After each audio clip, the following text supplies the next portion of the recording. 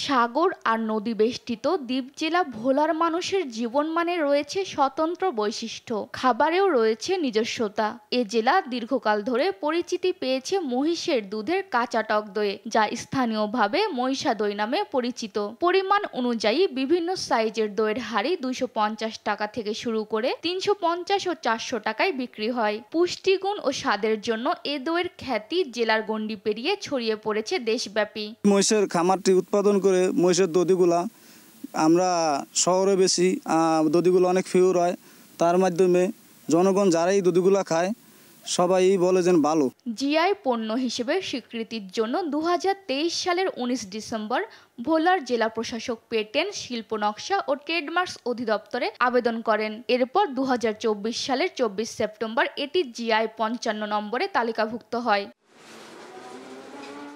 গেল 30 April GI পণ্যের certificate পেয়েছে দ্বীপ জেলা ভোলার 100 বছরের ঐতিহ্যবাহী মহিষের দুধের কাঁচা দই। স্বীকৃতি পাওয়ায় খুশি ব্যবসায়ী ও উদ্যোক্তারা। প্রত্যাশা আন্তর্জাতিক বাজারেও রপ্তানি হবে। আমরা শুধু ভোলাতে না, এই দধি আমাদের সারা বাংলাদেশেই যায় এবং ভোলার দধি জিআই পণ্য পাওয়া উপলক্ষে আশা করি আমাদের ব্যবসা আরও বাড়বে।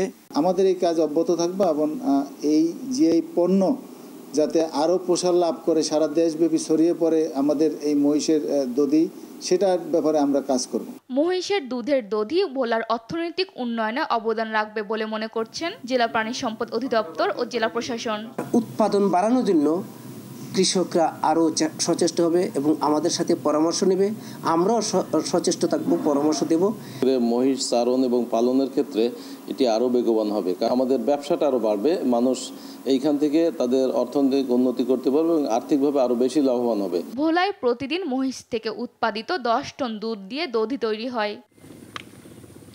নিউজ ডেস্ক, দেশ টিভি।